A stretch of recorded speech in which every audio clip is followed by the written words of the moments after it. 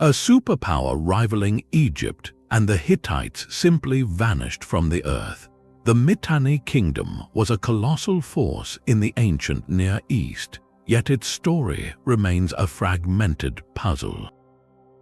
By the end of this journey, you will possess the reconstructed saga of this lost empire, pieced together from 30 of its most guarded secrets. We will investigate how a mysterious foreign elite came to rule, why they prayed to gods found in distant India, and what ultimately caused their stunning collapse. What is it about a civilization that disappears that captures our imagination so completely?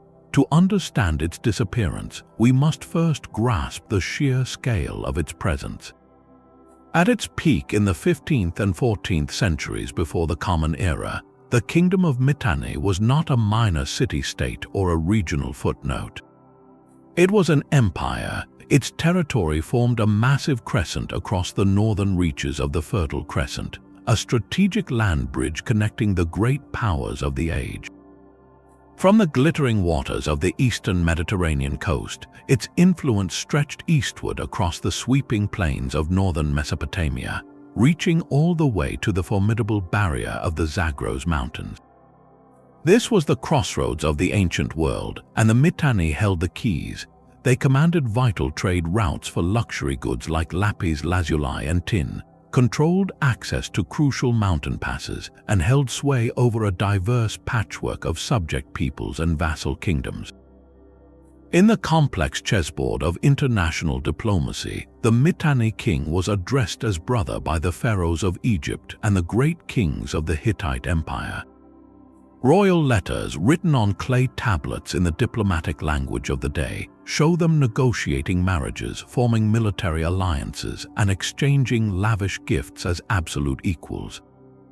This was a recognized superpower, a third pillar in a world often remembered only for the rivalry between Egypt and Hatti. And yet, ask someone today to name the great empires of the Bronze Age, and Mitanni rarely comes to mind. Its cities are not household names like Thebes or Babylon. Its kings do not have the immediate recognition of a Ramesses or a Tutankhamun. It sits in the shadows of history, a forgotten giant whose very existence poses the first and perhaps greatest secret. How does a civilization of such immense power and reach simply fade from our collective memory? The answer begins not with its end, but with the mysterious nature of its beginning. The heart of this forgotten empire was not its ruling class, but a people whose name echoes through the ages with a quiet persistence. To uncover the first secret of Mitanni, we must look past the kings and their chariots to the very soil of the kingdom. The true foundation, the cultural bedrock upon which everything was built, belonged to the Hurrians. This was not a kingdom of a single, unified people. Instead, Mitanni was a Hurrian-speaking state, a vast tapestry of communities woven together by a common language and culture, yet ruled by a small, distinct elite whose origins lay somewhere else entirely. So who were the Hurrians? They were one of the most widespread and influential peoples of the ancient Near East, yet they remain curiously absent from popular history. They were neither Semitic like the Akkadians of Babylon and Assyria, nor were they Indo-European like the Hittites to their west or the mysterious ruling class above them. The Hurrians were their own unique branch on humanity's family tree, with a complex language that has challenged linguists for centuries. For generations, they had settled across the rugged highlands and fertile plains of northern Mesopotamia and southeastern Anatolia, forming a patchwork of city-states and communities. They were skilled artisans creating vibrant pottery and distinctive cylinder seals. Their religious beliefs centered on a pantheon of gods like the storm god Teshub and the sun goddess Hebat would become central to Mitanni culture. When the kingdom of Mitanni coalesced into a political power, it did so atop this deep, pre-existing Hurrian foundation. The overwhelming majority of its population, the farmers in its fields, the merchants in its markets, and the priests in its temples were Hurrian. The art, the architecture, the everyday language of the land all bore the unmistakable imprint of Hurrian tradition. This creates a fascinating and fundamental tension at the very core of the Mitanni state. The body of the kingdom was Hurrian, but its head, its ruling aristocracy, was something different. They spoke Hurrian, they worshipped Hurrian gods, yet they bore names that sounded utterly foreign, and they possessed military technologies that seemed to arrive from afar. This separation between the populous, culturally rich base and the small, powerful elite is the key that unlocks the next great mystery. Where did these rulers come from? This cultural tension points directly to the most intriguing puzzle within the Mitanni state. While the kingdom spoke with a Hurrian voice, its rulers bore names that whispered of distant horizons. Names like Tushratta, Shattiwaza, and Artatama do not belong to the Hurrian language. Instead, they resonate with the linguistic family we now call Indo-European, a vast network of languages that includes ancient Sanskrit, Greek, Latin, and Persian. This was not a minor curiosity. The kings and their warrior aristocracy, the Marianu, formed a distinct social class defined by their mastery of the chariot. And here, the linguistic clues become even more specific. Among the few surviving Mitanni texts is a remarkable technical treatise on horse training, written by a man named Kikkuli. Within its instructions, Kikkuli uses a series of precise numerical terms. The words for 1, 3, 5, 7, and 9 are not Hurrian. They are startlingly close to their equivalents in ancient Sanskrit, the sacred language of the Vedas in far-off India. Furthermore, the gods invoked in treaties by these Mitanni kings included not only the Hurrian Teshub and Hebat, but figures like Mitra, Varuna, and the Nasatya twins, deities central to the early Vedic pantheon. The evidence paints a compelling, if incomplete, picture. A small, highly mobile elite steeped in Indo-European traditions and possessing revolutionary military technology in the form of the light, fast war chariot entered the Hurrian world. They did not arrive as a massive migration of people, but rather as a conquering aristocracy. They seized political control, established themselves as a warrior nobility, and forged a ruling dynasty. Yet they did not erase the culture they found. Instead, they performed a remarkable act of fusion. They adopted the Hurrian language for administration and daily life. They worshipped in Hurrian temples, and they ruled over a Hurrian population. In return, they infused this kingdom with their own expertise, their gods, and their social structure, creating a unique hybrid civilization. This elite did not come from India itself, but they shared a common ancestral origin with the peoples who would later migrate into the Indian subcontinent, a shared heritage preserved in these fragments of language and religion. So we have a kingdom with a Hurrian body and an Indo-European head. But this synthesis raises an even more practical question. What was the source of their power, the tool that allowed this small group to dominate and unite such a vast territory? The answer lies in a technology that reshaped the ancient world. That single technical manual written by Kikkuli is far more than a set of ancient instructions. It is a linguistic time capsule preserving whispers of a language that otherwise vanished without a trace. The Mitanni-Aryan language, as scholars call it, survives only in these precious fragments. Scattered like glittering shards, we find it in the names of kings and nobles, in the divine names sworn upon treaties, and in the precise numerical terminology of the horse trainer's craft. These are not full sentences or grand poems.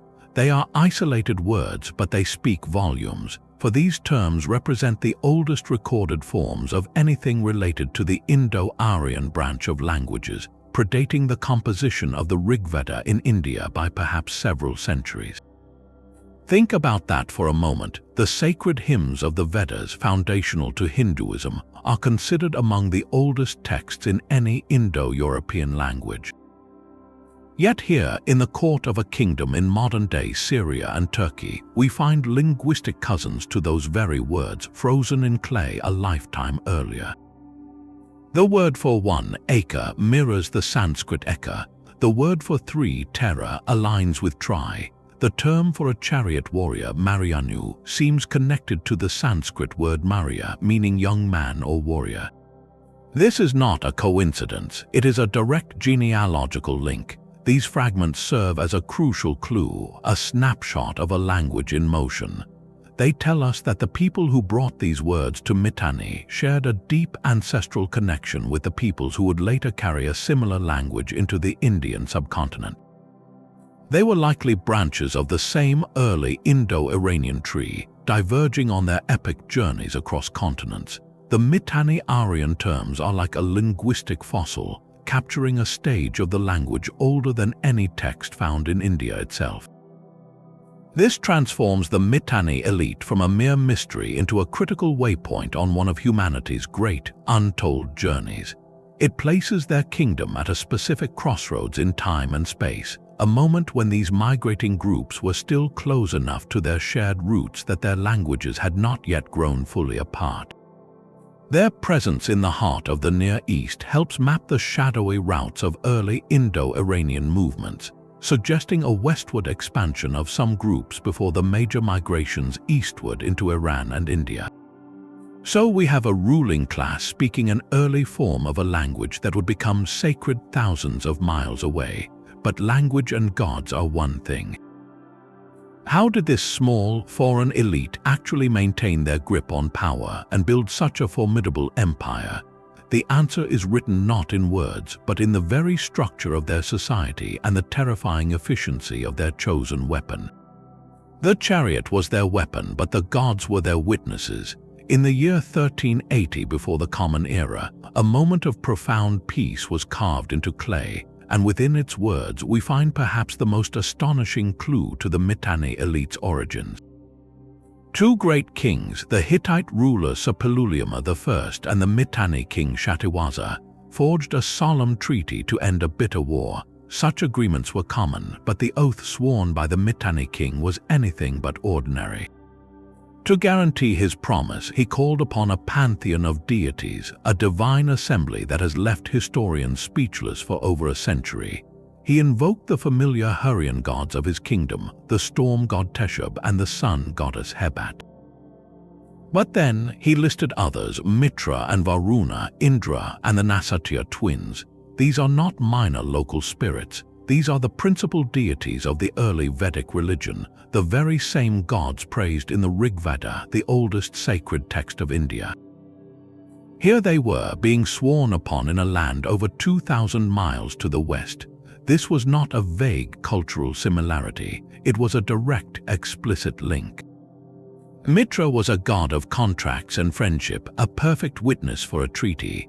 Varuna was the cosmic sovereign, the upholder of order and truth. Indra, the mighty warrior, the wielder of the thunderbolt. The Nasatyas were divine horsemen and healers. Their presence in this legal document is staggering. It tells us that for the Mitanni ruling class, these were not foreign or abstract concepts. These were their gods, powerful and personal enough to enforce the most important oath of state. They shared this spiritual landscape with the Hurrian population, worshipping Teshub alongside Indra, creating a layered religious world that reflected their own layered identity. The implication is monumental. It means the ancestors of the Mitanni elite and the ancestors of the Vedic peoples in India shared not just a linguistic root but an entire theological framework. They carried this common pantheon with them as they diverged and journeyed across the continents. The Mitanni, settling in the Near East, preserved these names in their royal rituals and oaths, freezing them in a form that may be even older than their expressions in the Vedas. Meanwhile, in India, these gods evolved into the central figures of a vast and enduring religious tradition. This treaty fragment is more than a historical document, it is a cultural echo, proving that ideas and beliefs could travel incredible distances long before the age of empires we commonly recognize. It forces us to redraw the mental map of the ancient world, showing deep, invisible threads of connection stretching from the plains of Syria to the rivers of Punjab. But if their gods were so powerful, what happened to the people who called upon them? Their gods may have been divine, but their power on earth was built upon wheels and horseflesh. The Mitanni did not just use chariots, they perfected them into an art form, a science, and the very foundation of their social order. In an age where infantry clashes decided most battles, the Mitanni introduced a terrifying new dimension to warfare: speed. Their light, two-wheeled chariots drawn by teams of specially bred horses were the tanks of the Bronze Age. They were not heavy platforms for archers to stand upon, but agile, skeletal vehicles built for rapid maneuver. Constructed from bent wood and leather, they were astonishingly lightweight, allowing them to dart across the battlefield with a speed that foot soldiers could not hope to match. A Mitanni chariot team, consisting of a driver and a warrior armed with a composite bow and a quiver full of arrows, could unleash a storm of projectiles before wheeling away, leaving chaos in their wake. This was shock and awe on a scale the ancient world had never seen. But the true secret was not merely the chariot itself, it was the living engine that pulled it. The Mitanni's revolutionary advantage lay in their profound, almost sacred understanding of the horse. This is where the manual by Kikkuli becomes a window into their military genius. His text is not a simple guide, it is a rigorous, months-long conditioning program. It details a precise regimen of feeding, watering, exercise, and rest, designed to build the endurance and explosive power of chariot horses. He speaks of training them to become accustomed to the noise and tumult of battle, to respond instantly to the driver's commands. This systematic approach to equine athletics was centuries ahead of its time. It transformed the horse from a mere beast of burden into a finely tuned instrument of war. This expertise created the elite warrior class known as the Marianu, the chariot nobles. Their status, their wealth, their very identity were tied to their mastery of this technology.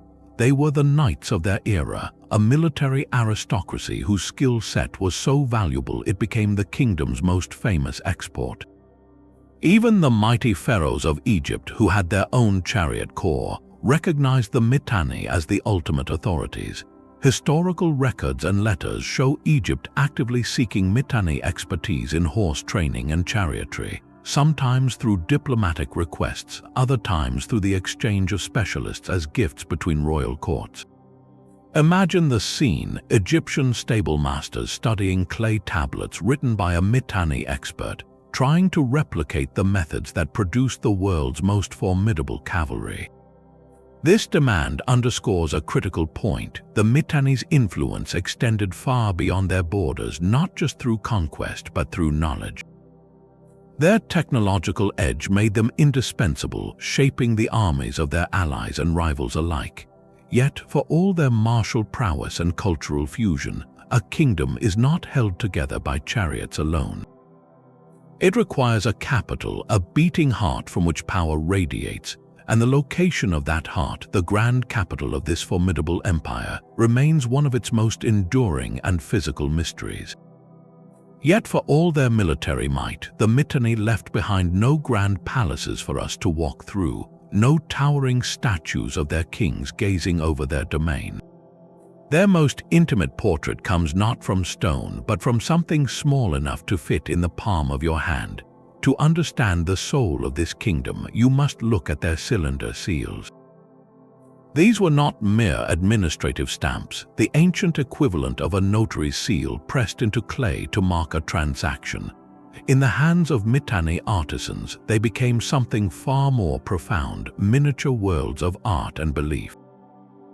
While their neighbors in Babylon and Assyria favored orderly, hierarchical scenes of kings and gods, the Mitanni developed a style that was entirely their own, vibrant, crowded, and wonderfully chaotic. Imagine unrolling the impression from one of these seals. The scene that unfolds is a dense tapestry of activity. Hybrid creatures, part human and part beast, intertwine with real animals.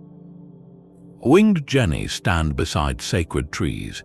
The entire composition is often framed by intricate geometric patterns that seem to buzz with energy.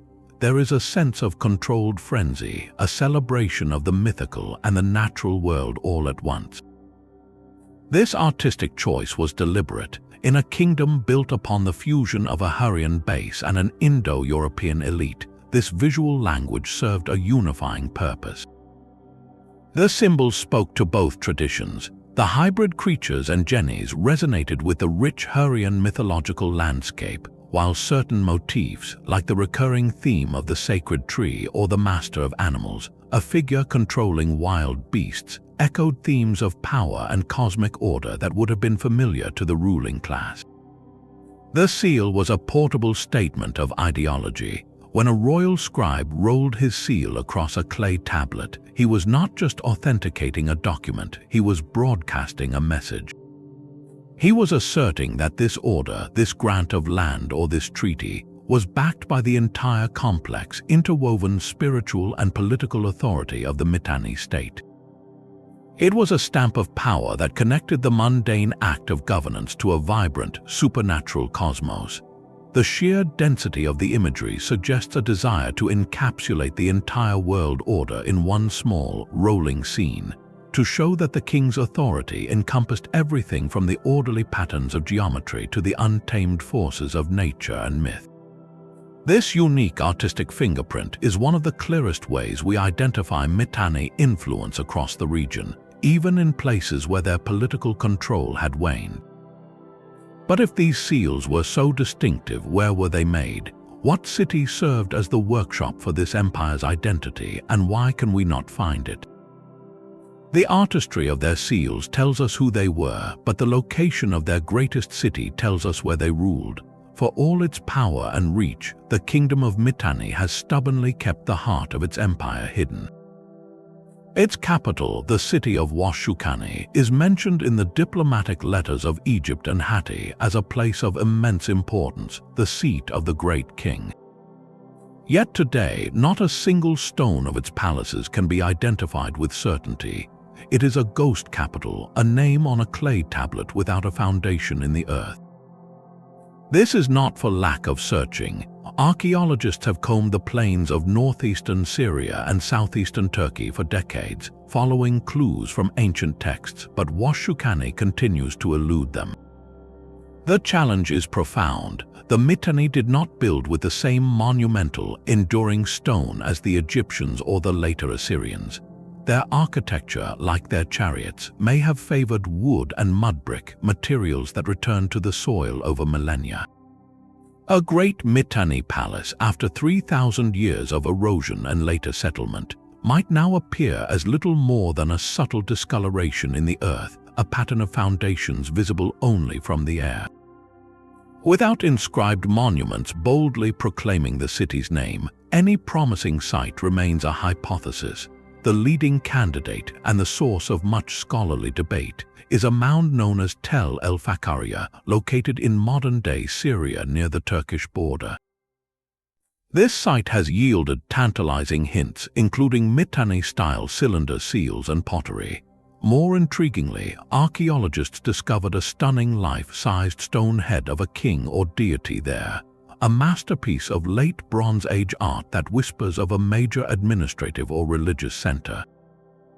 Yet, a single head, however magnificent, is not a smoking gun. No archive of royal tablets bearing the name Washshukanni has been found there. No grand gate or throne room has been unearthed that definitively matches the descriptions of a capital fit for a superpower. Other mounds in the region also hold potential, each offering fragments of the puzzle but never the complete picture. This enduring mystery makes Washshukanni the ultimate prize, the holy grail of Mitanni archaeology. Finding it would be transformative. It would give us the blueprint of Mitanni power. Within its walls, we would likely find the central archives, the records of treaties, tax collections, and royal decrees that would illuminate how this hybrid kingdom was governed. We could study its royal architecture, understanding how the kings presented themselves to their subjects and to foreign ambassadors. Was it a fortified citadel, a sprawling administrative complex, or a ceremonial center designed to awe?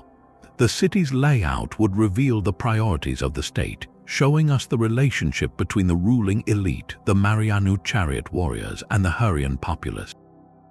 Its very location would tell us about strategic thinking, trade network control, and vulnerability. Until Washshukanni rises from the dust, our understanding of the Mitanni Empire remains curiously lopsided. We know its edges, its influences abroad, and the artifacts its people carried, but we cannot stand at its center.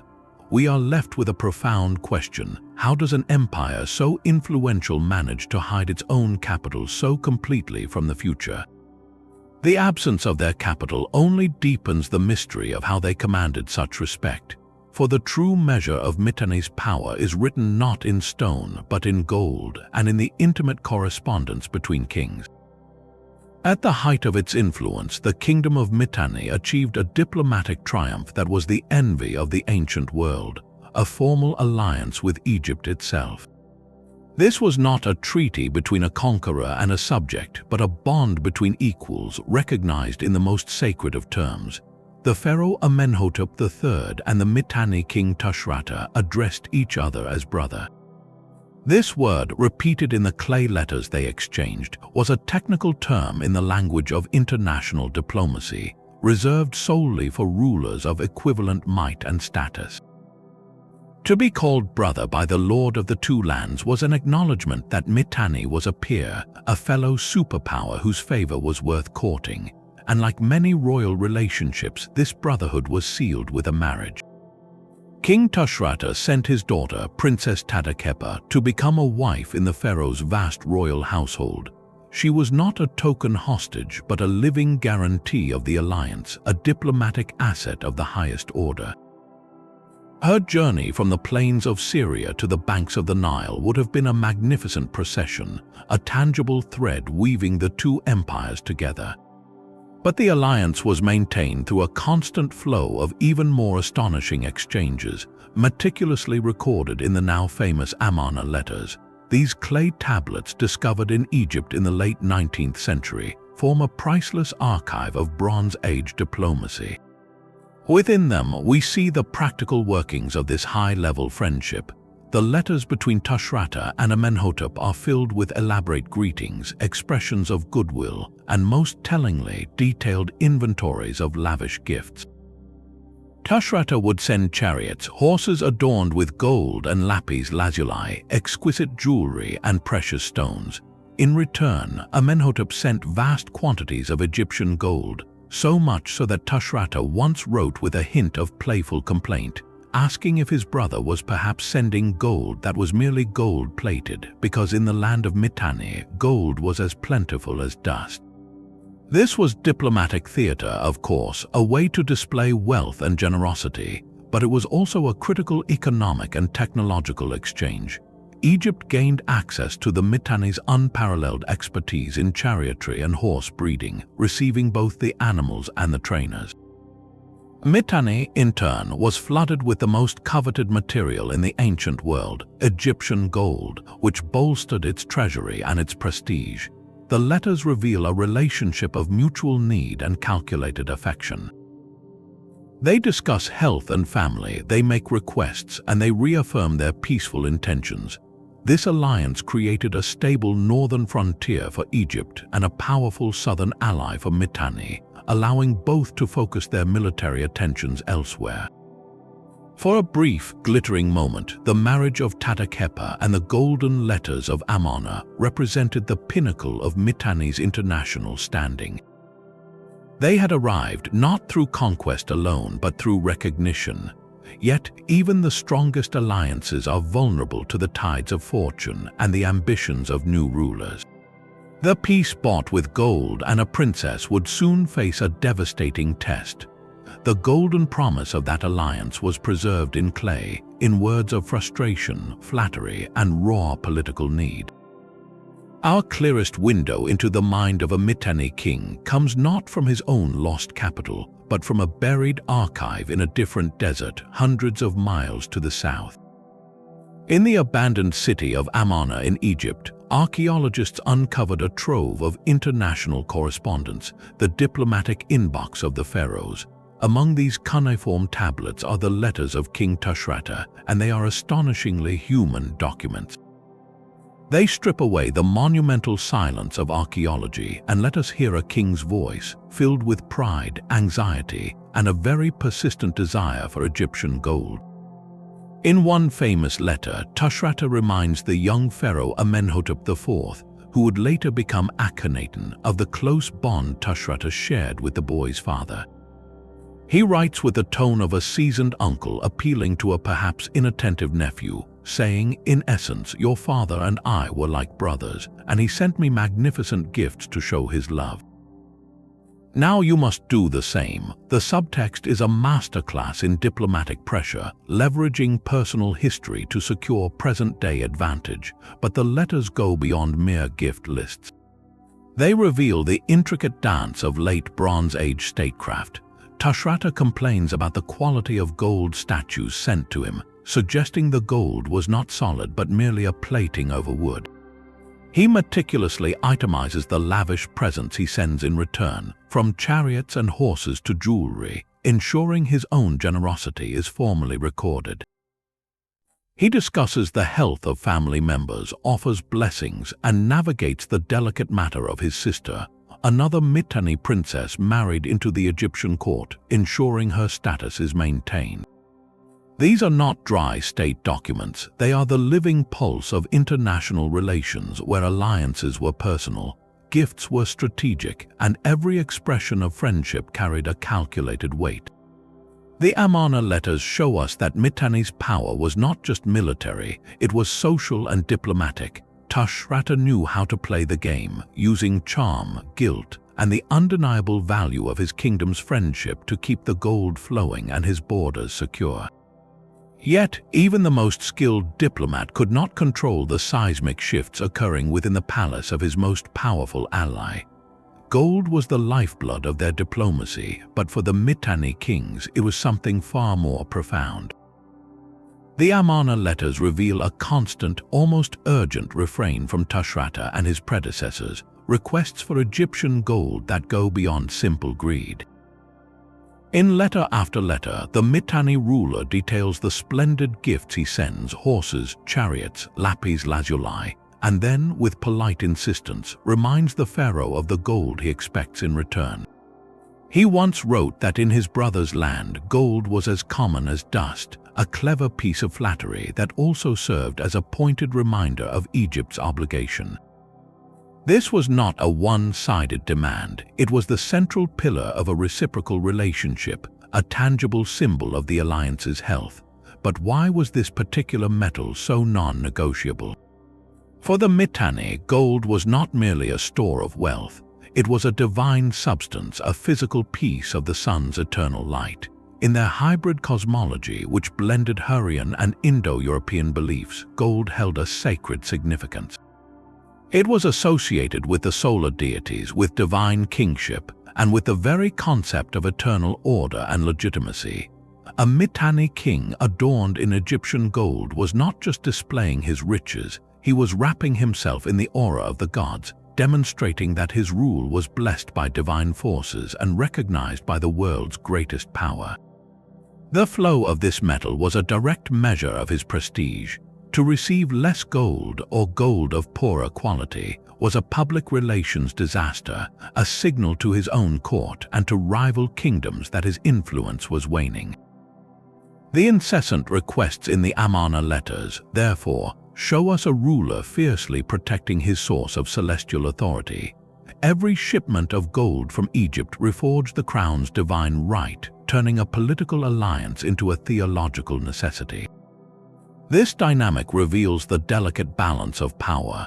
Egypt controlled the sacred resource, but Mitanni possessed the military expertise and strategic position that made their friendship invaluable. The gold was the price Egypt paid for a secure northern border and access to the finest chariot corps in the world. For a time, this exchange worked perfectly, binding the two empires in a mutually beneficial embrace. But what happens when one side decides the price is no longer worth paying? The golden letters from Amarna would soon give way to a silence more telling than any complaint. For all his diplomatic skill, King Tushratta's reign ended not in a palace bed surrounded by his family, but in a sudden, violent act that shattered his kingdom's stability. The details of his final moments are not recorded by his own scribes, but by the gleeful chroniclers of his greatest enemy, the Hittite Empire. According to their annals, Tushratta was assassinated in a palace coup, struck down by members of his own court.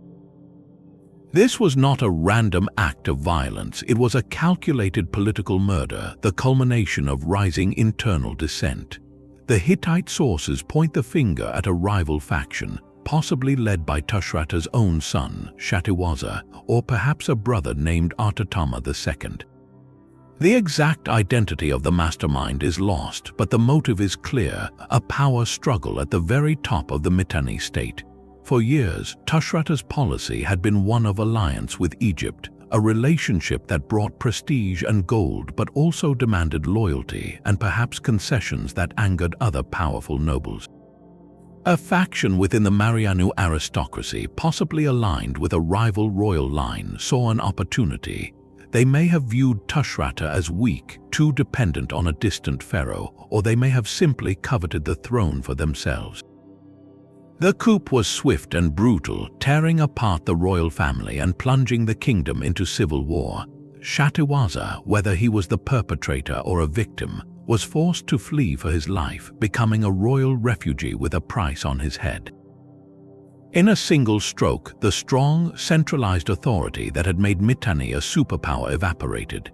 The kingdom fractured along the very lines its hybrid culture had papered over, with rival claimants, regional governors, and disaffected nobles all vying for control. This internal chaos was a gift to the Hittites, who watched from the west with predatory interest. The murder of Tushratta did not just claim a king, it unlocked the front gate of the empire and invited the wolf inside. The Hittite king Suppiluliuma I was a master of opportunity. For years he had watched the rising power of Mitanni with a wary eye, a rival empire blocking his own expansion eastward. The news of King Tushratta's murder and the ensuing civil war was the signal he had been waiting for. This was not a moment for hesitation, it was a moment for conquest. Suppiluliuma, a brilliant and ruthless military strategist, launched a campaign of overwhelming force. He marched his armies across the Taurus Mountains and into the heart of the fractured kingdom. His target was the legendary capital itself, Washshukanni. The city, deprived of unified leadership and torn by internal conflict, could not mount an effective defense. The Hittite annals record the event with stark triumph. They tell of Suppiluliuma sacking the great city, carrying off its wealth, its people, and its guards. The plunder was immense, a testament to the capital's accumulated treasures from decades of superpower status. But the true prize was not gold, it was political obliteration. With Washshukanni fallen, the backbone of the Mitanni state was broken. Suppiluliuma did not annex the entire territory outright. Instead, he imposed a devastating new order. He installed his own puppet ruler, a man named Shattiwaza, who was the very royal refugee who had fled the earlier coup. In a humiliating treaty, Shattiwaza was forced to swear loyalty to the Hittite king as his overlord. The once proud kingdom of Mitanni, an equal to Egypt and Hatti, was formally reduced to a vassal state, a client kingdom existing only at the pleasure of the Hittite Empire. Its independent foreign policy was ended, its military might now directed by Hatti. The great power of the northern Fertile Crescent was extinguished, its sovereignty erased in a single, brutal campaign. The consequences rippled across the ancient world. The careful balance of power was upended. Egypt lost its most powerful northern ally, creating a dangerous vacuum. The Hittites now controlled a vast swath of territory, their influence stretching further than ever before. For the people of Mitanni, life under vassalage meant tribute, the constant presence of Hittite overseers, and the slow erosion of their distinct political identity. The hybrid culture persisted, but the crown that had held it together was now a gift from a foreign king. This defeat marked the irreversible end of an era. Mitanni would never again sit at the table as a brother. Shattiwaza's return to power was a hollow victory. The prince who had fled for his life came back to his homeland not as a liberating king, but as the bound instrument of its conqueror. His treaty with the Hittite emperor Suppiluliuma I is one of the most revealing documents to survive from the Bronze Age, a stark blueprint of subjugation. In its clauses, we see the complete transformation of a sovereign empire into a client state, a process so thorough it even required a new name. The land was no longer called the Kingdom of Mitanni. It was now referred to as Hanigalbat, a term that underscored its reduced provincial status. The treaty itself is a masterclass in realpolitik, meticulously outlining the duties of a vassal. Shattiwaza swore to have no foreign policy of his own, to make no treaties without Hittite consent, and to provide military support whenever the Hittite king demanded it. He was obligated to extradite any political fugitives who fled to his territory, a clause designed to crush dissent before it could spread.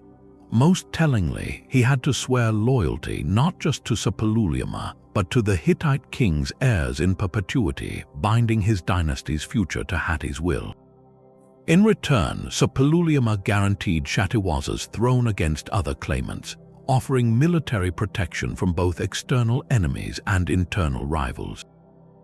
This was the grim bargain, security in exchange for sovereignty. For the Hittites, it was a brilliant strategy, far more efficient than direct administration. They secured a buffer zone against a resurgent Assyria to the east, gained access to the region's resources and trade routes, and avoided the messy, costly business of garrisoning every town. For Shattiwaza, it was the only path to survival, a chance to wear a crown, even if its weight was dictated by another. For the people of Hanigalbat, life continued, but the rhythm of their world had changed. Taxes that once flowed to Washshukanni now traveled to Hattusa. Their young men might be called to fight and die in distant Hittite wars. The vibrant, independent culture that had produced stunning art and revolutionary technology now existed under the long shadow of a foreign overlord. This treaty, preserved on clay tablets, marks the precise moment a superpower was formally retired from the world stage, its autonomy exchanged for a precarious existence under a new master's gaze. Yet the shadow of Hittite dominance would not be the last to fall over the land. A new and even more ruthless power was rising in the east, one that would not be satisfied with mere vassalage. From their heartland along the Tigris River, the kings of the Middle Assyrian Empire watched the weakened state of Hanigalbat with calculating eyes. For them, this was not a buffer zone to manage, but a prize to be consumed. Under the relentless campaigns of kings like Adad-nirari I and his son Shalmaneser I, Assyria embarked on a final, systematic annihilation of what remained of the Mitanni world. This was not a single battle, but a methodical, multi-generational project of conquest and erasure. Adad-nirari began by shattering the last vestiges of Hittite influence in the region, defeating their proxies and asserting direct Assyrian control over key territories. He marched deep into Hanigalbat, claiming to conquer from one border to the other, and boasted of capturing vast numbers of people and livestock, bringing them back to Assyria as spoils of war. But it was his successor, Shalmaneser I, who delivered the definitive, brutal finale. His annals speak with chilling efficiency. He recounts destroying entire districts, sowing salt over the ruins of cities to prevent their rebirth, and blinding thousands of captives in a single campaign. The goal was not just victory, but the complete dismantling of any possible future resistance. The political identity of Hanigalbat, the last echo of the Mitanni Kingdom, was systematically erased from the map. Its territory was carved up and reorganized into Assyrian provinces, governed by officials appointed directly from the Assyrian capital. Its people were killed, displaced, or forcibly integrated into the Assyrian imperial machine. The distinct Hurrian Mitanni culture did not vanish overnight, of course. Its language, its gods, and its artistic traditions persisted among the population for centuries, absorbed into the vast cultural mosaic of the Assyrian Empire. But the state, the political entity that had once commanded the respect of pharaohs, was gone forever. With the Assyrian conquest, the last flickering candle of Mitanni sovereignty was snuffed out. The land that had given birth to a hybrid superpower became simply another set of provinces on Assyrian tax roll, its unique story buried beneath the weight of a new imperial order. This final absorption raises a poignant question for us today. What remains of a civilization after its name is stripped from the land and its history written by its conquerors? The Assyrian conquest wrote the final chapter in the political story, but the cultural heart of the Mitanni world kept beating in quieter places. Far from the ruined capitals and the marching armies of empires, a humble provincial town offers us our clearest, most intimate portrait of life under Mitanni rule. This is the site of Nuzi, modern Hurrian-speaking in Iraq. While Washshukanni remains lost, Nuzi was found, and its discovery was nothing short of a revelation. For here, archaeologists uncovered not just walls and pottery, but voices. Thousands of clay tablets preserved in the ruins of private homes and public buildings were pulled from the earth.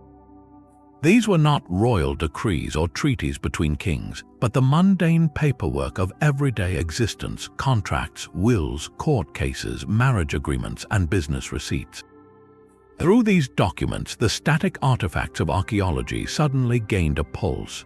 We hear the concerns of merchants and farmers, follow the disputes of families, and understand the legal customs that govern society. Nuzi was a Hurrian town firmly within the Mitanni cultural and political sphere, and its archives provide an unparalleled snapshot of the kingdom's social fabric. They show us a world where the grand fusion of Hurrian tradition and the ruling elite's influence trickled down to the level of the street and the marketplace.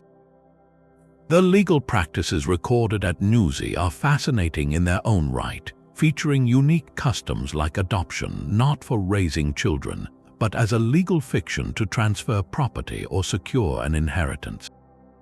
A man without a male heir might adopt a servant who in return would care for him in old age and inherit his estate.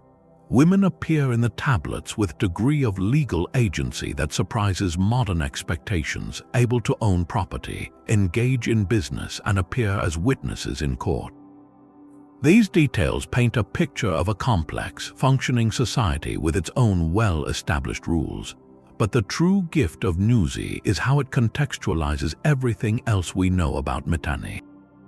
When we read in the Amarna letters about Tushratta sending chariots and horses to Egypt, we can now look at the Nuzi tablets and see the local breeding contracts, the records of fodder purchases, and the disputes over valuable teams of animals that made such royal gifts possible. The elite world of the Marianu chariot warriors was supported by this intricate, documented economy at the grassroots level. The artistic styles found on cylinder seals from the site match the vibrant, crowded motifs we recognize as distinctly Mitanni, suggesting these visual ideas were widespread, not confined to the capital. In essence, Nuzi acts as a cultural core sample. It allows historians to reconstruct the air that ordinary people breathed in the Mitanni Kingdom, to understand the laws that bound them, the gods they petitioned, and the economic rhythms of their lives. It proves that this was not just a fleeting empire of a mobile elite, but a deeply rooted civilization with a sophisticated and unique social order. This vivid picture from the provinces makes the silence from the center all the more haunting.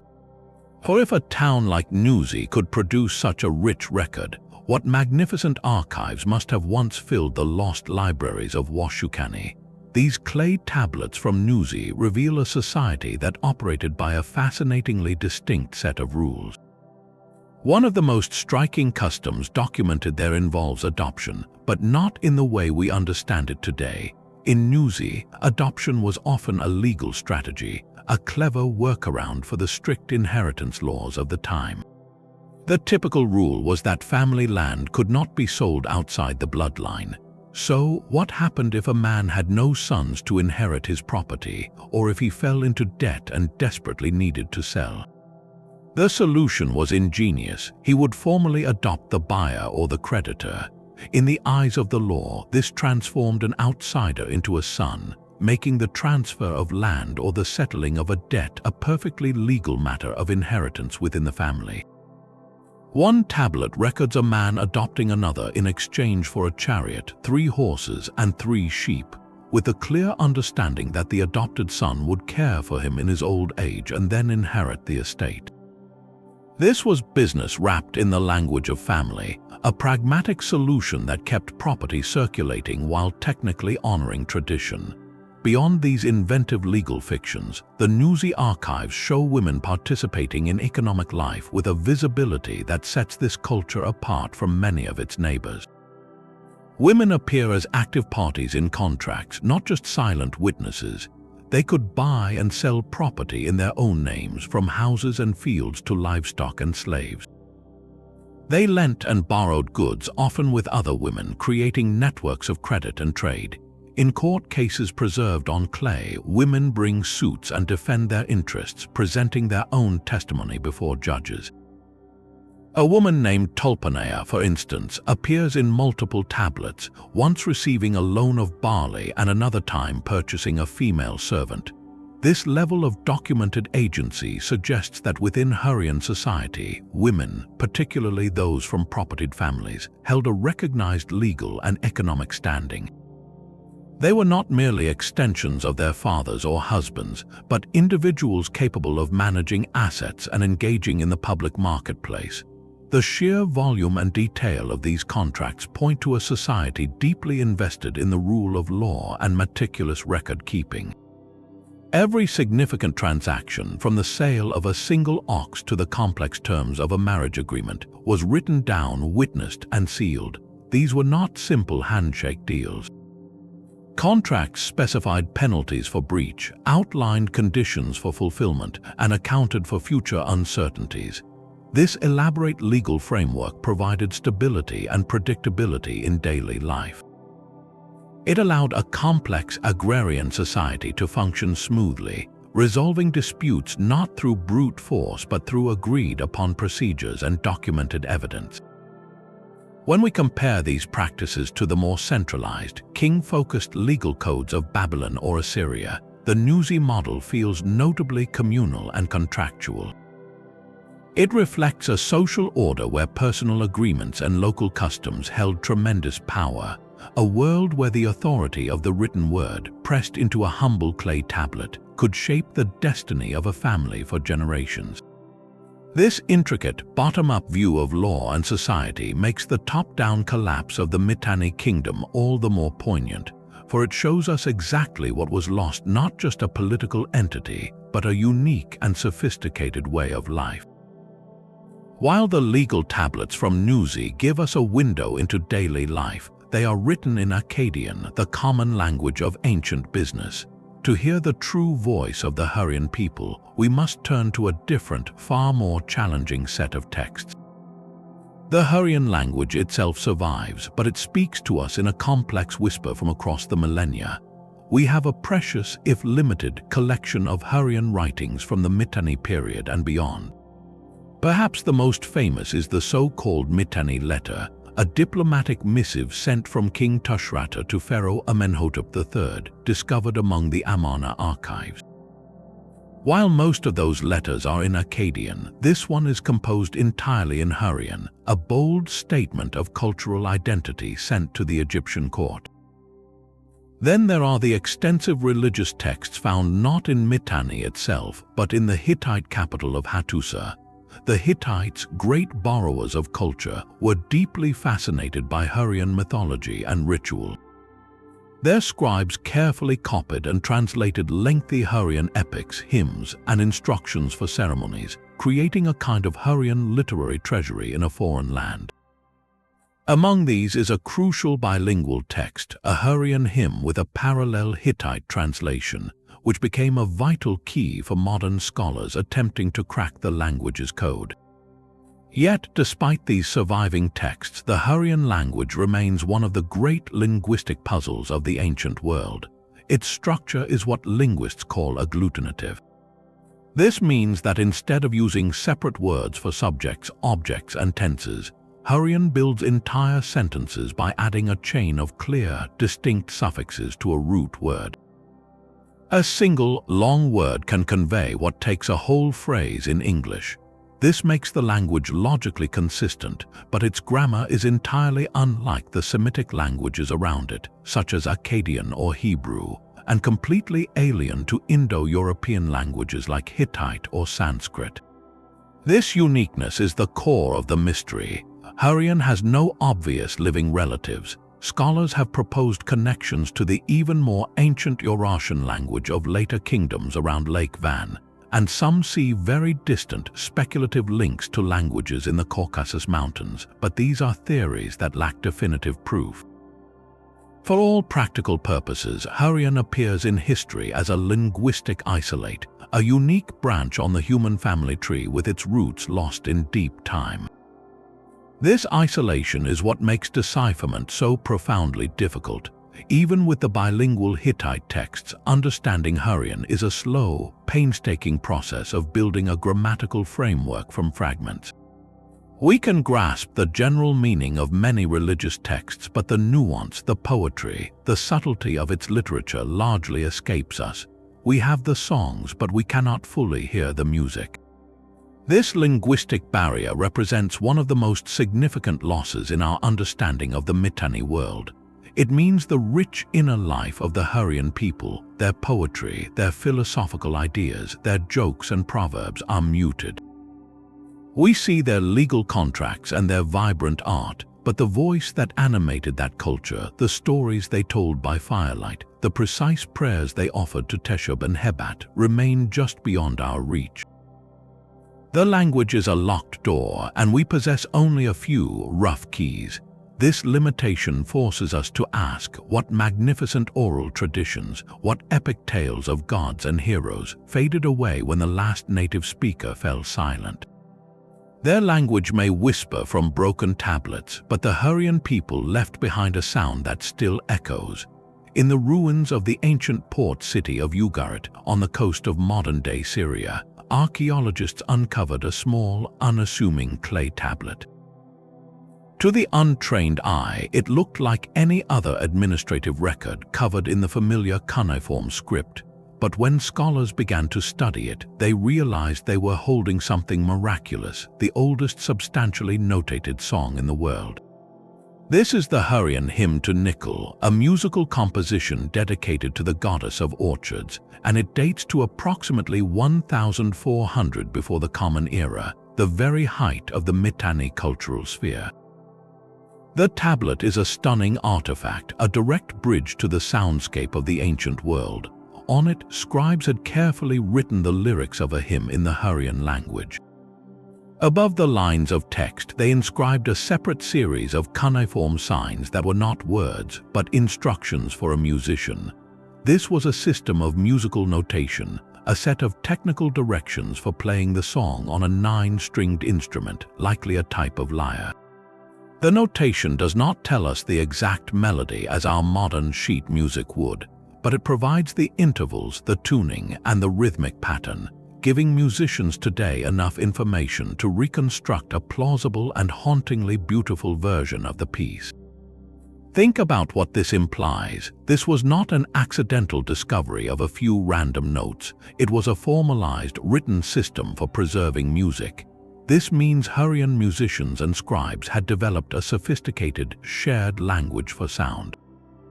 They had abstracted the ephemeral art of music into a codified set of symbols that could be read and performed by someone who had never heard the song before, even across generations.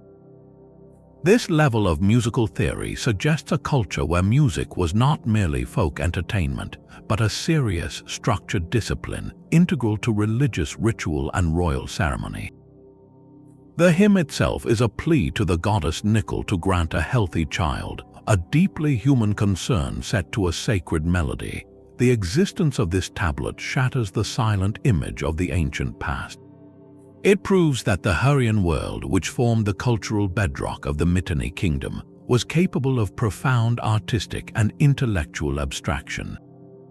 While their rulers were mastering the science of chariots and horses, their scribes and musicians were mastering the science of harmony and rhythm. This one small clay fragment elevates our entire understanding of their civilization. It moves them from being a historical footnote, a people known mostly through the artifacts of others, to being innovators in their own right, contributors to the very foundations of human artistic expression. The hymn is a whisper that has survived the collapse of empires, a delicate thread of beauty that outlasted all the gold and weaponry. It asks us to listen not just to the words, but to the space between them, to the organized sound that gave meaning to their prayers and shape to their hopes. That ancient hymn offers a glimpse into their artistic soul, but the true measure of their practical genius is found in a different kind of instruction manual, one written not for musicians but for horses. In the archives of the Hittite capital, a series of clay tablets was discovered bearing the name Kikkuli, a master horse trainer from the land of Mitanni. This was not a casual set of tips, it was a rigorous scientific treatise, a complete conditioning program that reveals the Mitanni's revolutionary approach to warfare. The text outlines an astonishingly precise regimen spanning no less than 184 days, over half a year dedicated solely to preparing a team of chariot horses for peak performance. Every detail is meticulously planned. Kikkuli dictates not just exercise but a strict schedule of feeding, watering, and resting periods. He prescribes specific distances for road work, intervals for galloping, and even the exact composition of the horse's feed, which included barley, hay, and at times ingredients like herbs or even small amounts of beer. The goal was to systematically build the animal's stamina, strength, and wind, transforming them from powerful creatures into elite athletes capable of enduring the dust, noise, and brutal exertion of a Bronze Age battlefield.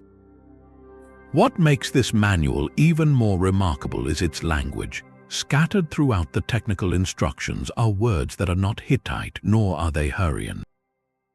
They are the specialized terminology of the stable, and they belong to the Mitanni-Aryan tongue. Words for numbers, for specific training stages, and for certain gear are direct cousins to terms found in ancient Sanskrit. This linguistic fingerprint proves the manual's origin. It was a translation of cutting-edge Mitanni knowledge, so valuable that the Hittites preserved it in their royal libraries. Kikkuli's text represents a paradigm shift. It shows that the Mitanni did not simply use horses, they understood equine physiology in a way that bordered on the scientific. Their edge was not just in having chariots, but in possessing the deep, systematic knowledge to breed, train, and maintain the living engines that made those chariots invincible. This was proprietary technology, the secret sauce of their military dominance, so coveted that it became a key export of their kingdom. When we read Kikkuli's precise instructions, we are not looking at a list of chores, we are reading the operational manual for a superpower. The science of the stable was matched by an art of the kiln. Across the scattered sites of the Mitanni world, from grand cities to provincial towns like Nuzi, archaeologists uncover a distinct and beautiful signature pressed into the earth itself, pottery. This was not merely utilitarian crockery, but a sophisticated ceramic tradition that broadcast the kingdom's aesthetic values and its far-reaching connections. The most recognizable is what scholars call Mitanni ware, a style so consistent it acts as a calling card across the northern Fertile Crescent. These vessels are characterized by their fine, wheel-made fabric and a distinctive surface treatment. Potters would coat them in a thin, light-colored slip, a watery clay mixture that created a smooth, pale canvas. Upon this background, they painted elegant, rhythmic designs in a deep, rich brown or black paint. The motifs are often geometric, bands, zigzags, and concentric circles, but they also include stylized representations of the natural world like birds, goats, and the sacred tree. The overall effect is one of refined balance, a harmonious interplay of light and dark that feels both vibrant and orderly. Finding this specific pottery at an archaeological site is a strong indicator of Mitanni cultural presence or influence during its peak, a tangible piece of the kingdom's material world that survived long after its political structures crumbled. But the ceramic story does not end with local styles. In workshops within Mitanni territory, artisans produced another remarkable material, faience. This was a glazed, non-clay ceramic, often made from crushed quartz or sand, and it was a technology famously perfected in Egypt. Mitanni faience objects such as small vessels, beads, and amulets often directly imitate Egyptian forms and motifs, like the lotus flower or the Eye of Horus. This was not simple copying, it was deliberate cultural engagement. The production of Egyptian-style faience within Mitanni itself speaks volumes. It tells us the demand for these exotic, prestigious objects was so high that it justified establishing local manufacturing centers, likely staffed by craftsmen who had either traveled to Egypt or learned from Egyptian specialists. Perhaps these items were destined for the local elite who wanted to emulate the style of their royal ally, or maybe they were part of the gift exchange network sent back to Egypt as a refined product of Mitanni skill. Together, Mitanni ware and local faience create a dual ceramic signature. One points inward to a unified local aesthetic that helped define the kingdom's cultural identity across its territories. The other points outward to a conscious participation in the international luxury language of the Bronze Age, demonstrating that Mitanni was not just a consumer of foreign ideas, but an active producer and adapter. These broken pieces of pottery, carefully reassembled, become a map of both internal cohesion and external ambition, showing a civilization confident enough to develop its own visual language while still speaking fluently in the dialects of its powerful neighbors. While the physical kingdom has crumbled, the spiritual world it fostered offers its own form of endurance. At the center of this divine landscape stood a figure of immense power, a god whose voice was the thunder and whose weapon was the storm. Teshub, the supreme deity of the Hurrian pantheon, was far more than a weather god to the people of Mitanni. He was the divine anchor of the state itself, a symbol of cosmic order and royal authority carefully woven into the very fabric of the kingdom's identity. In art, he is depicted as a powerful, bearded figure, often standing triumphantly upon the backs of two sacred bulls, or sometimes a single bull and a lion. This iconography was deliberate and potent. The bull represented untamed strength and fertile power, a creature of both the earth and the sky. For Teshub to stand upon it was a statement of absolute mastery, a visual metaphor for the god's control over the chaotic forces of nature. He holds a triple-pronged thunderbolt in one hand and a battle axe in the other, embodying both the destructive fury of the tempest and the decisive force of the warrior king. This imagery was not created in a vacuum. It was a theological language, and the Mitanni elite spoke it fluently. By promoting the worship of Teshub as the chief god, the kings performed a brilliant act of political and cultural fusion. For the Hurrian majority, Teshub was their ancestral, deeply revered protector. For the Indo-European ruling class, his attributes as a storm-wielding sky god resonated powerfully with their own traditions, echoing figures like the Vedic Indra or other Indo-European sky fathers. In elevating Teshub, the kings built a spiritual bridge, a shared divine figure that both halves of their society could look to as a source of legitimacy and protection. But Teshub did not rule the heavens alone. His power was framed within a sacred family, a divine dynasty that mirrored the ideal of a stable, hereditary kingdom on earth. His consort was the sun goddess Hebat, often shown standing on a lioness, a figure of radiant warmth and sovereign authority. Their son was Sharuma, a youthful mountain god who represented the enduring, protective peaks of the homeland. This holy family unit was central to royal propaganda. Kings would explicitly align themselves with this divine household, portraying their own rule as blessed and sanctioned by Teshub, their queens as protected by Hebat, and their heirs as under the guardianship of Sharuma. When a Mitanni king went to war, he did so under the banner of Teshub's thunderbolt. When he signed a treaty, he swore oaths in the names of Teshub, Hebat, and Sharuma. When he built a temple, he was constructing a home for his celestial counterpart. This divine family became the ultimate unifying symbol for a diverse kingdom, a heavenly blueprint for a stable, hierarchical state where every person, from the farmer to the chariot warrior, had a place under the watchful eyes of the storm god and his kin. The promotion of this pantheon was not merely about faith, it was statecraft written in the language of the sacred, an attempt to forge one people from many under the dominion of a single, powerful Sky Father. The divine family of Teshub and Hebat was central to Mitanni's spiritual identity, but the royal household itself looked beyond its borders for divine protection in a very personal way. Among the letters sent by King Tushratta to Egypt, there is a request that reveals a fascinating layer of personal faith within the political marriage alliance. He asks the pharaoh Amenhotep III for a special statue of the goddess Ishtar of Nineveh, a powerful deity of war and love, to be sent to his daughter, Princess Tadakhepa, as she prepared for her journey to become an Egyptian queen. This was not just a sentimental gift, it was a deliberate transfer of divine guardianship, a way for a father to ensure his daughter carried the protective presence of a familiar, mighty goddess into her new and foreign life. But this practice of adopting foreign deities went even further, reaching into the heart of a rival empire.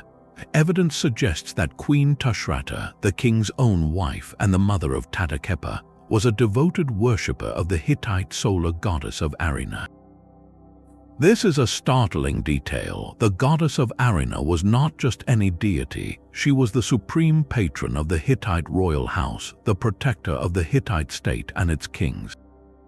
For the queen of Mitanni, a kingdom often in tense rivalry with Hatti, to venerate this particular goddess is profoundly revealing.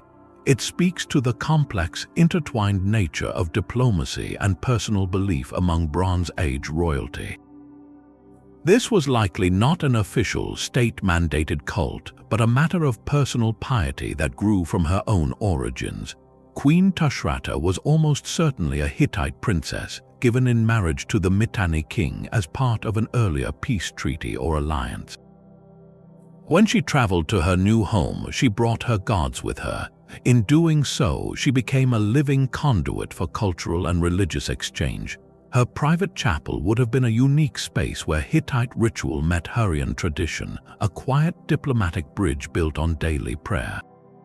This personal devotion had public implications. By honoring the solar goddess of Amarna, the Mitanni queen maintained a spiritual link to her homeland, a connection that could be leveraged in future negotiations or called upon in moments of crisis. It signaled that the royal family of Mitanni understood and respected the divine foundations of Hittite power, even as they competed with it politically. This subtle religious syncretism at the highest level shows us that the boundaries between empires were more permeable than we might think. Gods could travel with princesses, and the personal faith of a queen could become a soft, enduring thread in the rough fabric of international relations, weaving a subtle understanding between cultures that official treaties alone could never achieve. While queens maintained personal chapels, the kingdom's true strength was measured in grain, clay, and the steady rhythm of provincial administration. To understand how Mitanni managed its sprawling territories, we must leave the lost capital and travel to a place where the evidence is not lost but wonderfully preserved. In the rolling plains of northeastern Syria lies a vast, weathered mound known today as Tel Brak. For thousands of years, this was the ancient city of Naga, a bustling urban center that thrived long before the Mitanni rose to power. But when their empire expanded, Naga did not fade. It was transformed into a vital provincial hub, a beating heart of imperial control. Excavations here have peeled back the layers of time to reveal a stunning snapshot of Mitanni governance in action. Archaeologists uncovered the remains of a substantial palace complex, not on the scale of a royal capital perhaps, but a clear statement of authority. This was no mere fortified manor. Its layout with courtyards, reception halls, and storage magazines speaks of formal ceremony and bureaucratic function.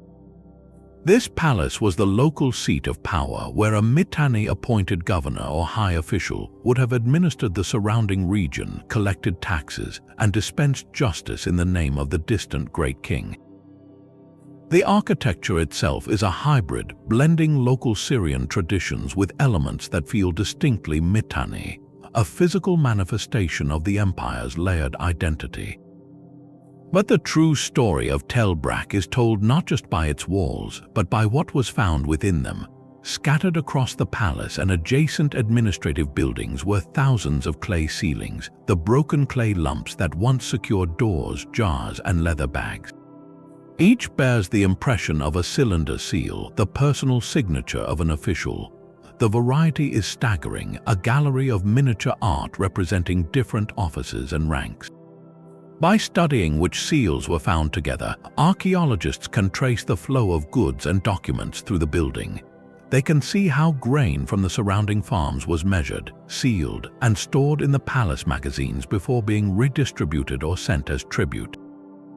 They can follow the path of clay tablets as a document moved from a scribe to a supervisor to the governor, each person adding their seal to authorize the action.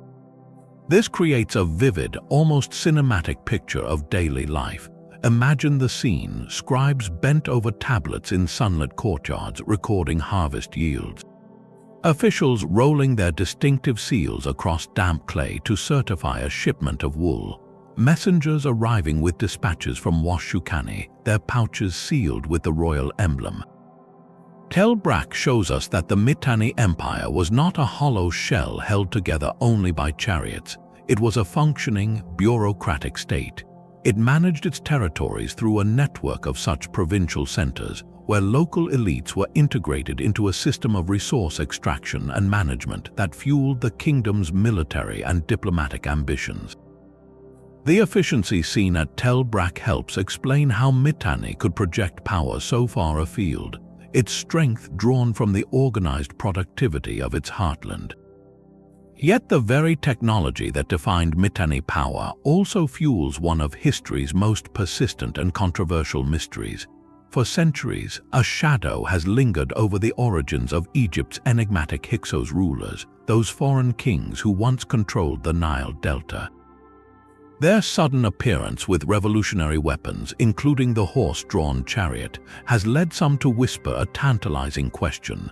Could the chariot-riding elite of Mitanni and the Hyksos rulers be branches of the same migrating people? On the surface, the parallels are seductive. Both groups emerge seemingly from the north, from the general direction of the Levant and Syria. Both are associated with a dramatic technological leap, introducing the light war chariot and composite bow to regions where they were previously unknown or underdeveloped. The Hyksos seized control of northern Egypt around the same general era that the Mitanni elite were consolidating power hundreds of miles to the northeast. The chronological overlap is close enough to spark speculation. Furthermore, the names of some Hyksos rulers, like Kion, do not sound Egyptian, and their origins are described vaguely in later Egyptian texts as coming from the lands of the north. This has led to theories proposing a great wave of Indo-European or mixed ethnicity warriors, sweeping down from the steppes, with one branch veering west to become the Hyksos in Egypt and another settling in Syria to become the Mitanni aristocracy. It is a grand narrative that connects two major historical disruptions with a single dramatic cause. The evidence, however, dissolves under closer scrutiny. The chariot technology, while revolutionary, was not a secret possessed by only one people. It was a complex innovation that likely developed and spread through trade, diplomacy, and the movement of specialists, not necessarily through a single migrating horde. The Mitanni are documented as exporting their chariot expertise through royal gifts and trainers, a process of knowledge transfer that could easily explain the technology's appearance in Egypt without a direct population movement.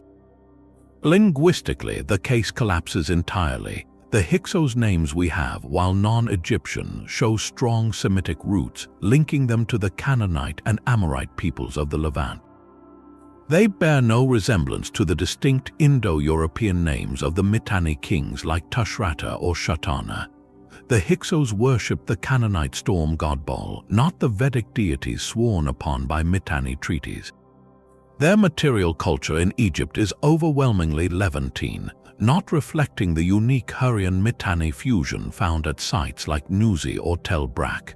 Most scholars today view any direct connection as highly unlikely. They see two separate historical phenomena.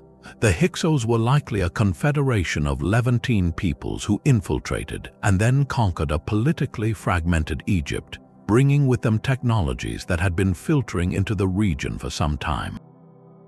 The Mitanni elite, by contrast, were a distinct small group with clear Indo-European linguistic and religious traits who imposed themselves upon a pre-existing Hurrian population.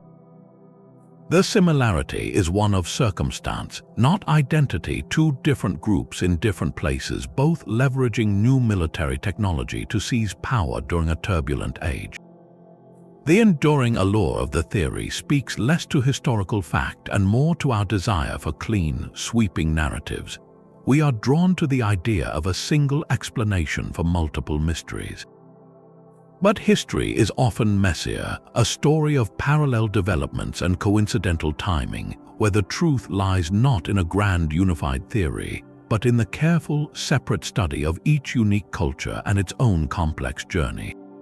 The fate of kingdoms is often written in the sky and the soil, in patterns far larger than any single battle or treaty. As we piece together the final days of the Mitanni Kingdom, we must widen our lens beyond the familiar actors of kings and chariots to consider a silent, pervasive force that may have undermined the entire stage upon which they stood. Historians and archaeologists now grapple with a compelling hypothesis for the wider Late Bronze Age collapse, a theory that points not to a failure of leadership, but to a failure of the climate itself. Across the eastern Mediterranean and Near East, from Greece to Mesopotamia, a growing body of evidence suggests a prolonged period of severe drought and cooling began around the 13th century before the Common Era. This was not a single bad harvest, but a climatic shift lasting generations, a slow-motion disaster that stressed the very foundations of complex societies. Tree rings from ancient timber show narrow, stressed growth. Pollen samples from lake beds reveal a shift toward drier, dustier conditions. Texts from Ugarit and Hatti speak of desperate grain shortages and the haunting specter of famine. For an empire like Mitanni, whose power was built on agricultural surplus to feed its cities, pay its Marianu warriors, and sustain its diplomatic gifts, a prolonged drought would have been a catastrophe in slow motion. Imagine the chain reaction. Years of poor rainfall would have diminished the wheat and barley yields from the fertile plains that were the kingdom's breadbasket. Less food meant a strained population, rising prices, and an inability to stockpile reserves for lean years. The royal administration, so efficient at collecting and redistributing grain as seen at Tel Brak, would find its storehouses growing emptier. This agricultural stress translates directly into political and military vulnerability. A kingdom struggling to feed its own people cannot easily provision armies for lengthy campaigns. It cannot afford to lose farmers to military service when every hand is needed in the fields. The social contract, where the king provided stability and the people provided grain and labor, begins to fray under the weight of hunger and scarcity. Discontent would rise not just among the poor, but within the elite circles whose wealth was tied to land and its produce.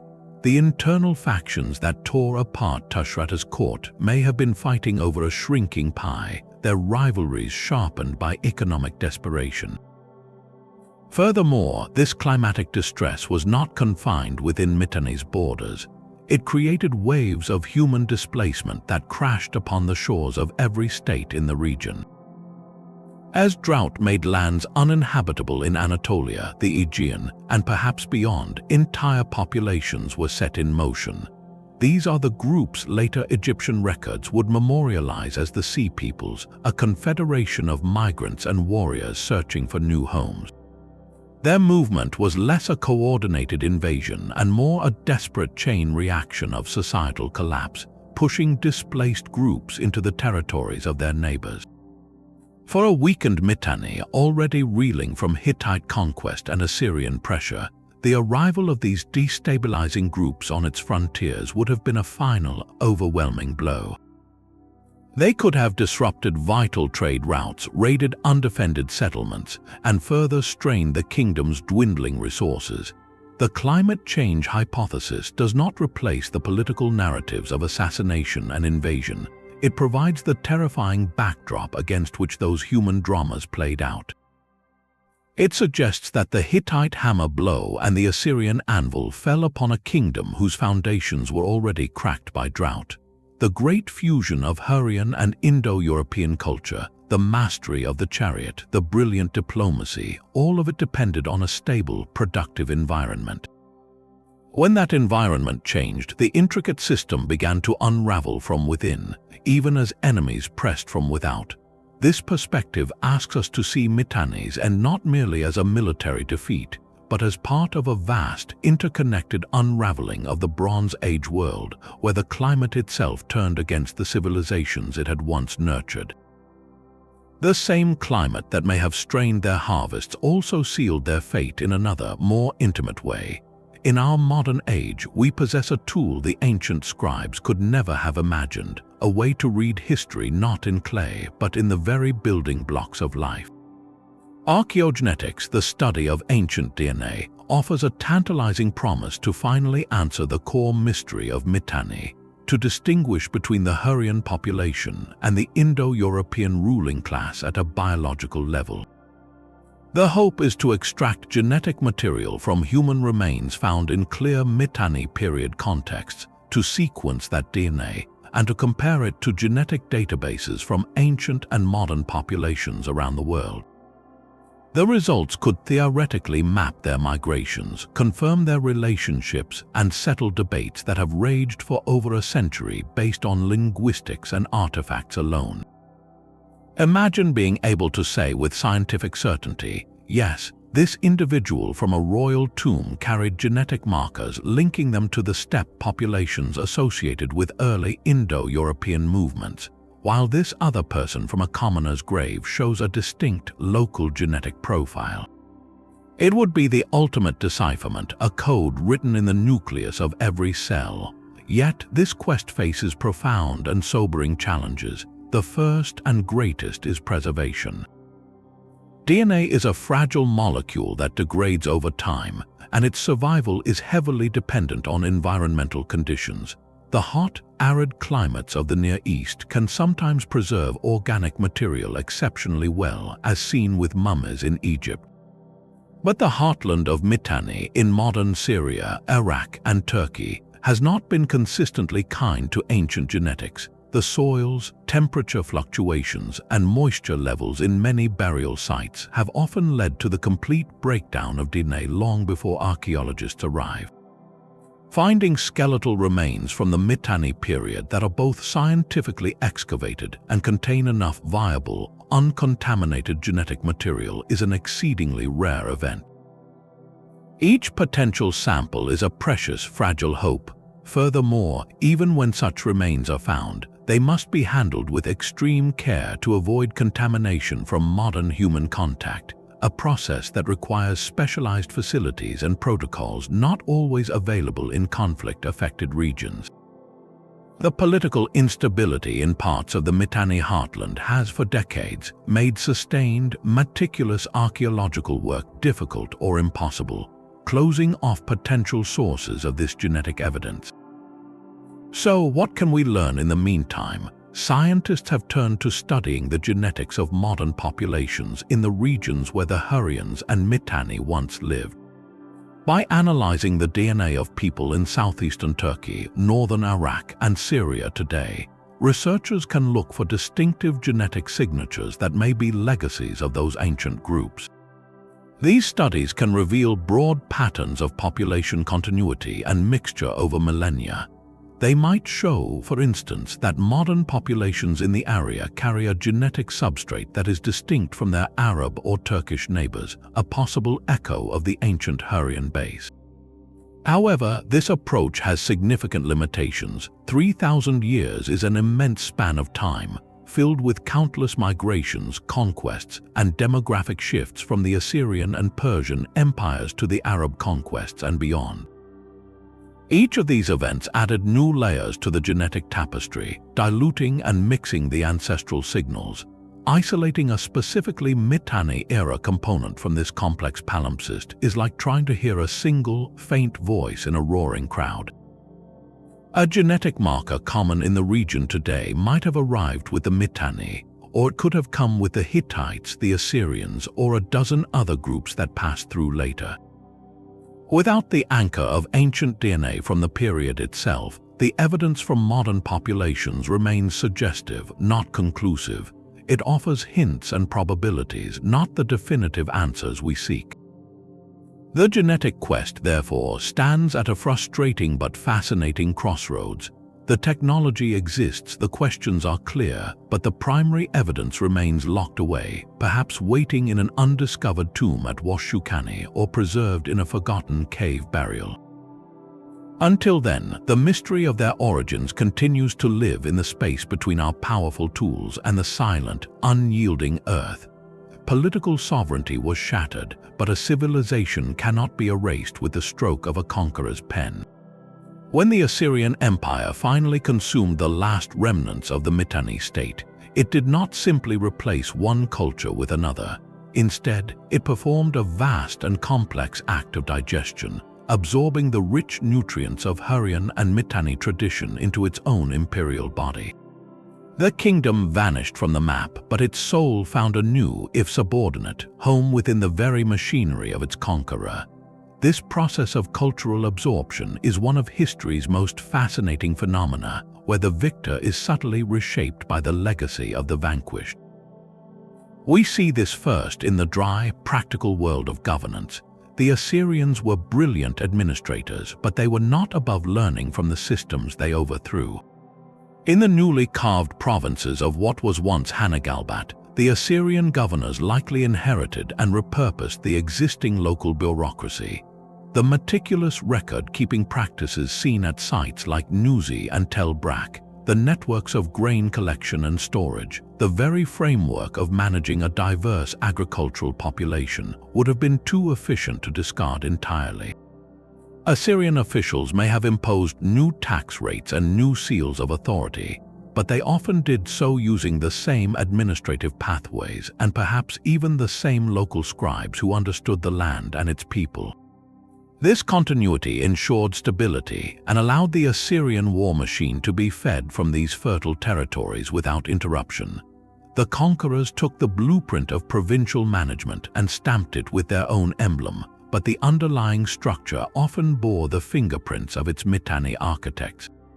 This pragmatic adoption extended far beyond tax rolls and storehouses, however, reaching into the very heavens the Assyrians worshipped. The Assyrian pantheon was not a closed system. It was an expanding empire of gods, always ready to incorporate powerful new deities from subjugated lands. Hurrian divinities who had been central to Mitanni identity were welcomed into the Assyrian divine assembly, though often with their names and attributes slightly adjusted to fit the local theological framework. The great storm god Teshub found a direct counterpart in the Assyrian god Adad, another deity of thunder and rain, and the worship of Teshub's attributes likely enriched the cult of Adad. More strikingly, the formidable figure of the goddess Ishtar, a central deity for the Assyrians, appears to have absorbed aspects of the Hurrian sun goddess Hebat and the warlike Ishtar of Nineveh so cherished by Mitanni royalty. This syncretism created a more complex, multifaceted Ishtar, a goddess whose domains of love, war, and sovereignty were now infused with Hurrian solar power and royal symbolism. Even the divine family unit so important to Mitanni kingship, Teshub, Hebat, and their son Sharuma, may have echoed in the Assyrian emphasis on divine families like the triad of Ashur, his consort, and their son. The myths traveled too. The great Hurrian epic cycles like the Song of Kumar, by which tells of struggles among the gods for kingship, were copied and studied by Assyrian scribes in places like Nineveh. These foreign tales were not seen as threats but as reservoirs of ancient wisdom and potent ritual knowledge, valuable for understanding the cosmos they now ruled. This theological absorption was a masterstroke of imperial policy. By embracing the gods of a conquered people, the Assyrians offered a form of spiritual continuity, easing the transition of power. It sent a message: your gods are powerful, so powerful that we recognize them and have given them a place in our own court of heaven. This co-option disarmed cultural resistance and helped weave the conquered population into the imperial tapestry, granting them a stake, however small, in the new order. The artistic fingerprints of the Lost Kingdom are perhaps the most visible legacy of all. Assyrian art, famous for its terrifying Lamashu guardians and brutal military reliefs, did not emerge from a vacuum. Scholars trace a clear lineage from the vibrant, crowded compositions of Mitanni cylinder seals to the artistic principles of the Neo-Assyrian Empire centuries later. Look closely at an Assyrian relief. Notice how the space is often filled with intricate detail, with overlapping figures and a horror vacui, a fear of empty space that creates a dynamic, bustling scene. This is a direct inheritance from the Mitanni aesthetic, which loved to pack every inch of a seal impression with intertwined animals, genis, and geometric patterns. The Assyrians scaled this idea to monumental proportions, covering palace walls with dense narratives of battle, hunting, and ritual. Even specific motifs made the journey. The image of a hero or king mastering wild animals, a theme known as the Master of Animals, appears on Mitanni seals and later becomes a recurring symbol of royal power in Assyrian art, showing the king as the subduer of chaotic natural forces. The sacred tree motif, so prevalent in Mitanni iconography, evolves into the magnificent, stylized Assyrian tree of life, a symbol of cosmic order and divine blessing that stands at the center of countless palace reliefs. This artistic debt reveals a profound truth about cultural conquest. The Assyrians did not just destroy, they curated. They saw value in the artistic language of the Mitanni and Hurrians, recognizing its power to convey concepts of order, divinity, and royal authority. They adopted its vocabulary and grammar, then used it to write their own, far more imposing imperial story in stone. The legacy of Mitanni, therefore, is not one of simple disappearance. It is a story of transformation and integration. Its political independence was annihilated, but its administrative savvy, its gods, and its artistic genius were too potent to discard. They were filtered through the Assyrian lens, stripped of their original political context, and repurposed to serve a new empire's need for control, legitimacy, and grandeur. The kingdom of Mitanni ceased to be a state, but its cultural DNA was spliced into the genome of Assyrian civilization, contributing to the very might that would dominate the Near East for centuries to come. This raises a final, haunting reflection. If a culture can live on in the art and gods of its destroyer, where does its true end lie? The story of Mitanni's rediscovery is a detective tale written across continents and centuries, a puzzle whose pieces were scattered in the sands of Egypt, the archives of Turkey, and the mounds of Syria and Iraq. For millennia, the kingdom existed only as a ghost in a few cryptic lines of later Assyrian chronicles, a name without a face. The first whispers of its return began not in its homeland, but in the libraries of its allies and enemies. In the late 19th century, as scholars raced to decipher the ancient scripts of Egypt and Mesopotamia, a strange name began to appear. On the walls of Egyptian temples, pharaohs like Thutmose III listed conquered lands, and among them was a place called Naharin, a term Egyptologists eventually linked to the riverine heartland of Mitanni. More compelling evidence arrived with the discovery of the Amarna letters in Egypt in 1887. Here, in the diplomatic correspondence of pharaohs, were clay tablets covered in Babylonian cuneiform, but they contained letters from a king named Tushratta of a land called Mitanni. Suddenly, this was no longer just a name on a victory stela. It was a voice, a personality making demands and sending gifts. Around the same time, excavations at the Hittite capital of Hattusa in Turkey uncovered vast archives. Within them, treaties and annals spoke of a powerful kingdom to the east called Mitanni, detailing wars, marriages, and its eventual subjugation. These textual discoveries from Egypt and Hatti provided the framework, the political skeleton of a forgotten empire. They proved Mitanni was real, powerful, and deeply interconnected, but they were all external views seen through the eyes of its neighbors. The challenge was to find Mitanni on its own terms, to uncover its cities and hear the voices of its own people. This quest led archaeologists to the plains of northern Mesopotamia. In the early 20th century, a team from the American schools of Oriental research began digging at a site in Iraq called Hurrian-speaking. This was Nuzi, and its excavation became a watershed moment. Here, they found not grand palaces, but thousands of everyday clay tablets in private houses, written in Babylonian but detailing the lives of a Hurrian population under Mitanni rule. Nuzi provided the flesh on the skeleton, the intimate, legal, and economic portrait of a society. It revealed unique customs, the prominent role of women in business, and the complex social fabric that supported the kingdom. Simultaneously, work at Tel Achona, ancient Alalak on the Turkish-Syrian border, uncovered another layer. This city, under Mitanni influence, yielded a royal archive that included a treaty with a Mitanni king, directly linking the site to the empire's political network and showing how its authority extended into the Levant. Perhaps the most vivid picture of Mitanni provincial administration came from Tel Brak in northeastern Syria, ancient Naga. Excavations there revealed a Mitanni period palace overflowing with evidence of bureaucracy, thousands of clay ceilings from cylinder stamps that mapped the flow of goods and authority in precise detail.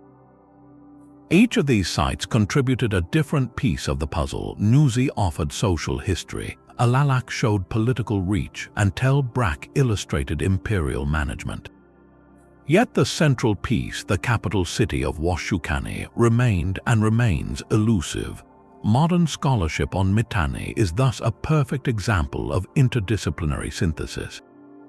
Linguists pieced together the Hurrian language and isolated the Indo-European loanwords. Historians connected the dots between the Amarna letters and Hittite annals. Archaeologists excavated the towns and provincial centers. Art historians traced the evolution of the distinctive Mitanni ceramic and seal styles. It has been a century-long process of fitting together fragments from a dozen different sources, each discipline providing a part of the answer. We know Mitanni today not from a single, glorious discovery, but from the patient accumulation of clues, a testament to the collaborative effort of deciphering a civilization that took great care to hide its own heart. The search for Mitanni is a story still being written, its final chapters waiting in the dust and in the gaps between the lines we have already read. After journeying through these 30 secrets, from the fusion of cultures to the science of the chariot, we are left not with a tidy conclusion, but with a map of mysteries, each one an open invitation for the next generation of explorers. The greatest of these unknowns remains the precise origin and journey of the Indo-European elite. We know they arrived, we hear their language in royal names and horse training terms, and we see their gods in solemn treaties. But their exact starting point and the path they traveled to the Hurrian heartland are still sketched in broad, speculative strokes. Were they a splinter group from the vast migrations coursing across the Eurasian steppe? Did they move south through the Caucasus Mountains or west across the Iranian plateau? Each potential route tells a different story about their interactions, their timing, and the nature of their arrival. Unlocking this secret would not just solve a Mitanni puzzle, it would illuminate a crucial waypoint in one of humanity's great prehistoric population movements. Equally compelling is the physical absence at the empire's center. The location of Washshukanni, the legendary capital, is more than an academic treasure hunt. It is the missing heart. Finding it would transform our understanding. Within its walls, we would likely discover the central state archives, the royal correspondence, the tax records, and the ceremonial texts that would show us the kingdom's inner workings from the throne room outward. We could see how the kings lived, how they projected their power through architecture, and how they managed the delicate balance between their foreign roots and their Hurrian subjects. Every season of excavation that passes without its discovery means we are interpreting an empire through its outposts and its exports, never through its own command center. The ground holds the answer, but it has kept its secret well. Then there are the voices we have but cannot fully hear, locked within the untranslated Hurrian texts. We possess hymns, epics, and rituals, many preserved by the Hittites who valued their spiritual power. Yet the Hurrian language, with its unique agglutinative structure, remains a formidable cipher. We grasp the general plots of myths like the Song of Kikkuli, a tale of divine succession that echoes later Greek stories, but the nuance, the poetry, the specific turns of phrase escape us. What philosophical ideas, what beautiful literary expressions, what everyday wisdom is hidden in those lines. Deciphering this language completely would open a direct channel to the thoughts and beliefs of the Hurrian people, allowing us to understand their worldview from the inside, rather than inferring it from their legal contracts or their art. Finally, the complete narrative of the kingdom's final years is a fractured mosaic. We have the Hittite version of conquest, the Assyrian boasts of annihilation, and the silent testimony of abandoned cities. But the experience from within the collapsing state is lost. What were the final days in Washshukanni like as the Hittite army approached? How did the Marianu aristocracy respond as their world disintegrated? What stories did the displaced Hurrian families carry with them as they were absorbed into new empires? The broad causes are clear: internal strife, climatic shifts, and relentless foreign pressure. But the human dimension of the end, the personal choices, the local tragedies, and the final flicker of a unique cultural flame, these details are written in a script we have yet to find. These unanswered questions are not failures of history, they are its engine. They remind us that the past is not a closed book but a living field of inquiry. Each mystery, from the lost capital to the untranslated hymn, is a beacon for future historians, linguists, and archaeologists. They invite us to look closer, to dig deeper, and to listen more carefully to the whispers that remain. The story of the Mitanni Kingdom, a brilliant fusion that shone brightly and vanished suddenly, endures not in spite of its mysteries but because of them. It challenges us to keep searching, to piece together the fragments, and to remember that even the mightiest empires can fade into legend, waiting for the curious to bring their stories back into the light. Their story is not a single narrative but a tapestry woven from 30 distinct threads of evidence, each one revealing a facet of this forgotten superpower. From the linguistic fragments of an Indo-European tongue to the precise training of chariot horses, from the divine names in a peace treaty to the legal contracts of a provincial town, every secret builds towards a singular portrait. The Mitanni Kingdom emerges not as a monolith but as a brilliant and fragile hybrid, a masterful fusion of a deep-rooted Hurrian civilization and a small, technologically advanced elite from distant horizons. This fusion was its genius and its inherent tension. It created a society capable of producing the world's oldest notated music and the most advanced military science of its day. A culture whose art vibrated with energy and whose diplomacy commanded the respect of pharaohs. Yet that same layered identity contained the seeds of vulnerability, relying on a delicate balance between ruler and ruled that could fracture under pressure. In this way, Mitanni stands as a perfect emblem of the late Bronze Age world, a period of stunning interconnection and profound fragility. It thrived on the exchange of ideas, gods, and gifts across vast distances, its very existence proof of a globalized system long before the term was invented. Its collapse, hastened by internal strife, climatic shifts, and the ambitions of rival empires, mirrors the wider systemic failure that brought the age of pyramids and palaces to an end. We study Mitanni not just to recover a lost chapter, but to understand the timeless dynamics of power.